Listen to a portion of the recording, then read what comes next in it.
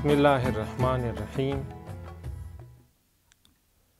عقیدہ توحید یعنی خداوند متعال نے اس کائنات کو بنایا ہے اور انسان کو اور اس کائنات کو کسی مقصد کے لیے بنایا ہے۔ یہی عقیدہ توحید رہنما بنتا ہے عقیدہ نبوت کے لیے، جو اسلامی آئیڈیالوجی کا تیسرا بنیادی نظریہ ہے، عقیدہ نبوت۔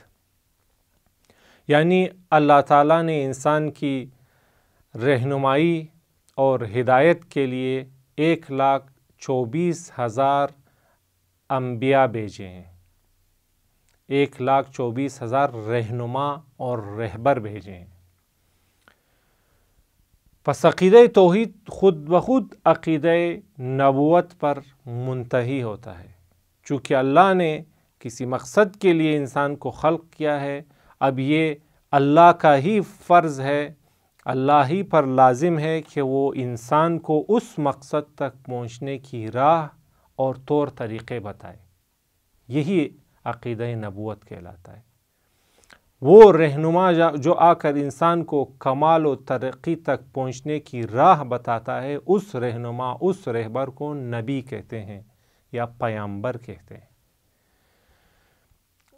پس عقیدہ نبوت کی پہلی اہم دلیل فلسفہ خلقت سے آشنا ہونا اور ہدف خلقت تک پہنچنا ہے۔ عقیدہ نبوت کی ایک اور دلیل بھی ہے، جس کے تحت انسانی عقل کہتی ہے کہ اللہ تعالیٰ کو نبی بھیجنا چاہیے، اللہ تعالیٰ کو معصوم الہی رہبر اور رہنما بھیجنا چاہیے۔ وہ دوسری دلیل یہ ہے کہ انسان کو اپنی اجتماعی زندگی میں ایک عادلانہ قانون کی ضرورت ہے۔ انسان اجتماع میں زندگی کرتا ہے، ایک معاشرے اور سوسائٹی میں زندگی کرتا ہے۔ انسانی سوسائٹی کو ایک عادلانہ قانون کی ضرورت ہے، اور یہ بہت واضح بات ہے۔ کوئی بھی انسان تنہا زندگی نہیں کر سکتا، چونکہ انسان کو دسیوں کے حساب سے ضرورتیں لاحق ہوتی ہیں۔ انسان کو کھانے پینے کے لیے، اپنا علاج کرنے کے لیے، اپنا گھر بنانے کے لیے اور اپنے دیگر امور زندگی مہیا کرنے کے لیے دسیوں وسائل کی ضرورت ہوتی ہے، اور انسان اکیلے ان دسیوں وسائل کو خود نہیں بنا سکتا۔ اسی لیے انسان مجبور ہوتا ہے کہ دوسرے انسانوں کے ساتھ زندگی گزارے، ایک سوسائٹی، ایک معاشرہ تشکیل دے، جس میں مختلف افراد مختلف شعبۂ زندگی میں جا کر مہارت حاصل کریں اور ایک دوسرے کی مدد کر کے وہ ایک خوبصورت سوسائٹی، ایک خوبصورت نظام زندگی بنا سکیں۔ یہی وجہ ہے کہ انسان مجبور ہے اور محتاج ہے کہ وہ انسانی اجتماع میں زندگی کرے، اکیلے زندگی چونکہ وہ بسر نہیں کر سکتا۔ اب جب انسانی اجتماع کو ہم دیکھتے ہیں تو انسانی اجتماع میں جو اس کرۂ ارض پر مقیم ہے، انسانی اجتماع میں ہر انسان کی بے شمار خواہشات ہیں۔ ہر انسان چاہتا ہے کہ اس کے پاس زیادہ دولت ہوں، زیادہ وسائل ہوں، زیادہ اختیارات ہوں، زیادہ طاقتیں اس کے پاس ہوں۔ ہر انسان یہ چاہتا ہے، حالانکہ زندگی کے ریسورسز محدود ہیں۔ زندگی میں زمین پر اتنے وسائل نہیں جن سے تمام انسانوں کی تمام خواہشات پوری ہو سکیں۔ وسائل زندگی، سامان زندگی زمین پر محدود ہے، لیکن انسانوں کی ضرورتیں بہت زیادہ، انسانوں کی خواہشات بہت زیادہ ہیں۔ تو یہ چیز باعث بنتی کہ انسانوں میں تزاحم اور انسانوں میں لڑائی جھگڑے پیدا ہوتے ہیں، چونکہ ہر انسان چاہتا ہے کہ زیادہ سے زیادہ وسائل سمیٹے، زیادہ سے زیادہ آرام میں رہے، دوسرے کام کریں، اور ہر انسان اسی طرح اس بنا پر ان میں اختلاف پیدا ہوتا ہے، اور جس کا نتیجہ قتل و غارت، لڑائی اور مختلف قسم کے جرائم ہوتے ہیں۔ یہی وجہ ہے کہ انسانی اجتماع کو قانون کی ضرورت ہوتی ہے، اس لیے کہ اگر قانون نہ ہو تو انسانوں میں انارکی پھیل جاتی ہے، یعنی افراتفری، ہر ایک دوسرے کا حق لے رہا ہے، ایک دوسرے پر ظلم کر رہا ہے اپنے آرام اور آسائش کے لیے. اس طرح انسانی زندگی بالکل مختل ہو جاتی ہے، بالکل ناکارہ ہو کر رہ جاتی ہے. اسی صورتحال کو دیکھتے ہوئے ہر صاحب عقل نے، چاہے وہ خدا کا معتقد رہا ہو یا نہ رہا ہو، پوری تاریخ میں ہر صاحب عقل نے یہ فیصلہ کیا ہے اور یہ محسوس کیا ہے کہ انسانی زندگی کو، انسانی اجتماع کو قانون کی ضرورت ہے. چونکہ قانون آ کر طے کرتا ہے کہ کس نے کیا کرنا ہے، کتنا لینا ہے، کتنا دینا ہے، کس کی کیا ذمہ داری ہے. یہ قانون آ کر جرائم کا سدباب کرتا ہے، قانون ہی آ کر ظلم کا سدباب کرتا ہے. لہذا قانون کی ضرورت میں کسی بھی صاحب عقل نے آج تک اختلاف نہیں کیا. ہر انسان نے اس کی ضرورت محسوس کی. بس جب بات قانون تک پہنچی تو انسانی عقل یہ کہتی ہے کہ اس اجتماع کو، سوسائٹی کو عادلانہ قانون کی ضرورت ہے. عادلانہ قانون یعنی جو ہر انسان کے حقوق کی پاسداری کرے، ہر انسان کے حقوق کو محسوس کرے اور اس کے حق کے مطابق اس کے لیے وسائل زندگی مہیا کرے. اسے کہتے ہیں عادلانہ قانون.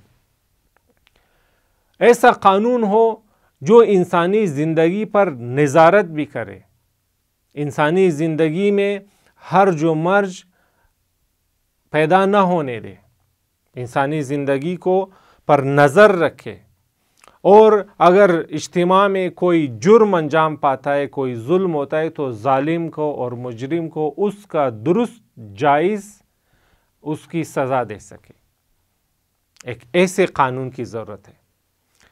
پس معلوم ہوا کہ انسان کو ایک ایسے قانون کی ضرورت ہے جس میں تمام انسانوں کے ضروریات کو مد نظر رکھا گیا ہو، اور اس قانون میں انسان کے حقیقی احتیاجات کو مد نظر رکھا گیا ہو. یعنی اس میں فقط جسمانی امور دخیل نہ ہو، بلکہ اس قانون میں انسان کی روح کو بھی مد نظر رکھا گیا ہو، اور اس قانون میں تمام انسانوں کے مفادات کو مد نظر رکھا گیا ہو، نہ ہی کہ کسی خاص گروہ کے، تمام انسانوں کے. اور اس قانون میں ایک صحیح نظارت کی طاقت ہو اور سزا اور جزا کا صحیح نظام ہو. بس یہ واضح بات ہے کہ اس طرح کے قانون کی انسان کو ضرورت ہے. اب سوال یہ پیدا ہوتا ہے کہ ایسا قانون کون بنا سکتا ہے؟ آیا خود انسان ایسا عادلانہ اور جامع قانون بنا سکتا ہے یا نہیں؟ تو جواب یہ ہے کہ خود انسانی عقل کہتی ہے کہ انسان ایسا جامع عادلانہ قانون بنانے سے قاصر ہے، اس لیے کہ انسانی علم، انسانی حواس خمسہ محدود ہیں اور انسانی عقل بھی محدود ہے. انسان کے پاس 5 حص ہیں.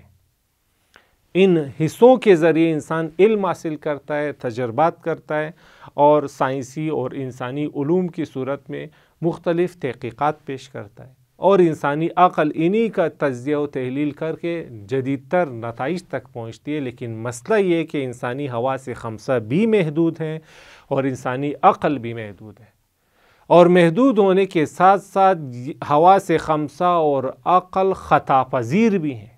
دسیوں، سینکڑوں، ہزاروں اور ملینوں کے حساب سے ان سے خطائیں سرزد ہوئی ہیں جن کا انسان خود اقرار بھی کرتے ہیں.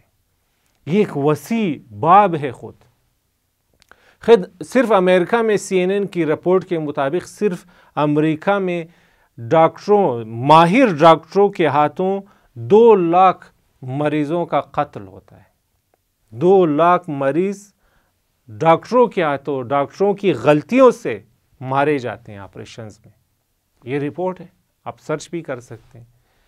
بتانے کا مقصد ہی کہ دیکھیں انسان دسیوں سال لگتے ہیں، انسان ایک ماہر ڈاکٹر بنتا ہے، لیکن اس کے باوجود دیکھیں انسان ڈاکٹروں سے خطائیں سرزد ہوتی ہیں. کتنے انجینئرز جن سے ڈیزاسٹر خلق ہوئے ہیں، کئی بلڈنگیں انہوں نے بنائی دقیق پیمائشوں کے ساتھ، لیکن اس کے باوجود وہ بلڈنگیں برقرار نہیں رہ سکی. بنتے ہی خراب ہو گئیں یا نامکمل ہی خراب ہو گئیں. تو ان باتوں کا مقصد یہ کہ انسانی زندگی میں حواس خمسہ اور عقل کی بے شمار خطائیں ثابت ہو چکی ہیں اور اب تک یہ خطائیں سرزد ہو رہی ہیں. بس انسانی حواس کو ایک تو محدودیت کا سامنا ہے، دوسری اسے خطا پذیری کا سامنا ہے، اور تیسری مشکل یہ کہ انسانی حواس خمسہ اور عقل شہوت اور غضب کے بھی اسیر ہیں. ان نفسیاتی خصوصیات سے متاثر ہوتی ہیں انسان کی عقلی کاوشیں اور انسان کی سائنسی تحقیقات. ان باتوں کا نتیجہ یہ کہ عقل کہتی کہ انسان ایسا جامع عادلانہ قانون بنانے سے قاصر ہے. اور اگر آپ انسانی تاریخ کو دیکھ لیں، آج تک کی انسانی تاریخ اس بات کا ثبوت ہے کہ آج تک انسان عادلانہ قانون نہیں بنا سکا ہے. خصوصاً آج کے دور میں جہاں ہم دیکھتے ہیں کہ مختلف پارلیمنٹوں میں مختلف پارٹیاں صرف اپنے مفادات کو پرائرٹی میں رکھتی ہیں. انہیں عوام کے مفادات سے کمتر دلچسپی ہوتی ہے. پہلے وہ اپنی پارٹی کے مفادات کا خیال رکھتے ہیں، پہلے اپنی ذات اپنی رشتہ داروں کا خیال رکھتے ہیں. پھر انسان آج تک جتنے قوانین بنے ہیں وہ ان میں صرف جسمانی پہلوؤں کو وہ بھی ایک محدود حد تک مد نظر رکھا گیا ہے. کسی بھی قانون میں انسان کی روحانی خصوصیات کو مد نظر رکھا نہیں گیا، اس لیے کہ انسان خود اپنی حقیقت کا مکمل علم ہی نہیں ہے. انسان کے پاس ایک ناچیز علم ہے. انسان کا تمام تر علم صرف اس مادی کائنات کے مقابلے میں ایک قطرے کی حیثیت رکھتا ہے. تو انسان اپنے آپ کو مکمل طور پر جانتا بھی نہیں ہے. قانون بنانے میں یہ چوتھی مشکل ہے انسان کی کہ اس کو اپنی مکمل شناخت حاصل نہیں ہے.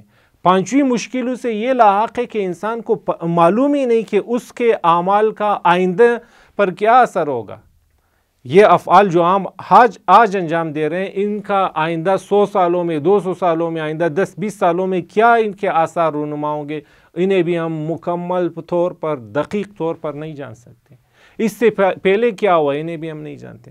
تو اس طرح کے ہم دیکھتے ہیں کہ کئی محدودیتوں کا انسان کو سامنا ہے، جن کی بنا پر انسانی عقل کہتی ہے کہ انسان وہ جامع عادلانہ قانون نہیں بنا سکتا.